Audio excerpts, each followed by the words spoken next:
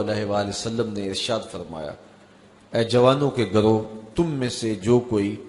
نکاح کرنے کی استطاعت رکھتا ہے وہ دیر نہ کرے، بہت جلد نکاح کر لے، یہ نظر کا اور پارسائی کا محافظ ہے۔ اور اگر تم میں سے کسی کو نکاح کرنے کی فی الحال توفیق نہیں ہے، اس کی استطاعت مالیہ میسر نہیں ہے، تو پھر وہ کثرت کے ساتھ روزے رکھے، کیونکہ روزے نفسانی خواہشات کو توڑتے ہیں، آرزوؤں کو ختم کرتے ہیں۔ تو بھوک جو ہے وہ خواہشات نفسانیہ کے ختم کرنے کا ایک مؤثر ذریعہ ہے۔ تو ہمیں صبح سے لے کر شام تک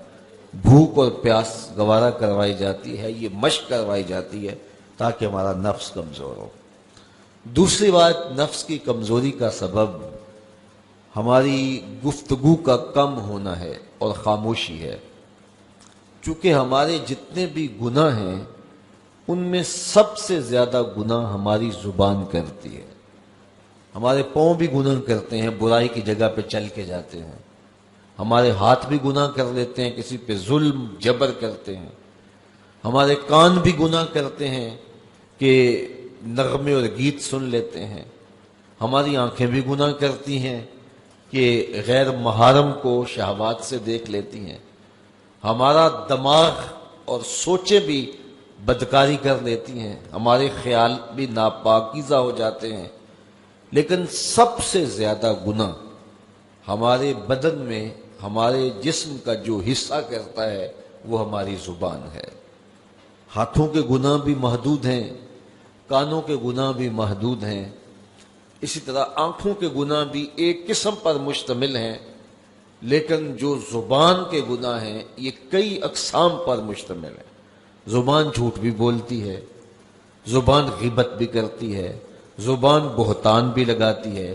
زبان سب و شتم بھی کرتی ہے، گالی گلوچ بھی دیتی ہے، زبان جو ہے وہ تہمت بھی لگاتی ہے، اور زبان فضول گوئی بھی کرتی ہے۔ تو اس زبان کے بہت سارے فتنے ہیں، اس لیے اس زبان کو 32 دانتوں میں جکڑ کے رکھا گیا ہے، لیکن اس کے باوجود یہ بے قابو ہو جاتی ہے۔ ایک روایت میں آتا ہے جب صبح طلوع ہوتی ہے تو پورے اعضائے بدنیہ زبان کے آگے ہاتھ جوڑتے ہیں اور اس کو کہتے ہیں کہ تو جو ہے وہ خاموش رہنا، تیری وجہ سے پورا بدن فتنے کا شکار ہوتا ہے۔ تو زبان کے گناہ سب سے زیادہ ہے، اسی لیے میرے اور آپ کے آقا و مولا نے ارشاد فرمایا، تم جو دو جبڑوں کے درمیان یعنی تمہاری زبان اور دو ٹانگوں کے درمیان تمہاری پارسائی کی جگہ، ان دو چیزوں کی مجھے ضمانت دے دو، میں محمد تمہیں جنت کی ضمانت دے دیتا ہوں صلی اللہ علیہ وسلم۔ تو یہ زبان بہت زیادہ گناہ جو ہیں وہ انسان کی زبان کے ہیں، اس لیے روزے کے اندر ہمیں اپنی زبان کو کنٹرول کرنے کی تاکید بھی کی گئی ہے۔ یہ خوراک بچاؤ مہم نہیں ہے روزہ کہ اس سے تم نے کوئی بچت کرنی ہے، بلکہ اس سے بھی نفس کشی کے لیے ماحول پیدا کیا گیا ہے۔ تو اگر پیٹ نے روزہ رکھا ہے تو زبان رکھتی نہیں ہے، تو پھر صرف پیٹ کا روزہ ہوا اور زبان کا روزہ ہی نہ ہوا، اور زیادہ گناہ جو ہیں وہ پیٹ کے نہیں ہیں، زیادہ گناہ زبان کے ہیں۔ اور اگر کوئی شخص حلال کردہ چیزیں رب کی وقتی بندش کی وجہ سے ان سے رک جاتا ہے، کھانا نہیں کھاتا، پانی نہیں پیتا، اعلیٰ انواع و اقسام کے فروٹ دستیاب ہے نہیں لیتا کہ میں نے روزہ رکھا ہوا ہے، لیکن جھوٹ بولتا ہے،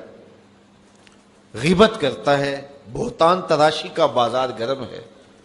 نظریں بدکاری کر رہے ہیں، خیال بھٹک رہے ہیں، سوچے آوارہ ہیں، تو جن سے رمضان المبارک کے علاوہ بھی روکا گیا تھا تو ان سے وہ نہیں روکتا، تو اس کا پھر روزہ کیا ہوا؟ تو میرے اور آپ کے آقا و مولا نے فرمایا، جس نے جھوٹ نہ چھوڑا، جھوٹے کام نہ چھوڑے، اس کے بھوکا اور پیاسا رہنے کی اللہ کو کوئی ضرورت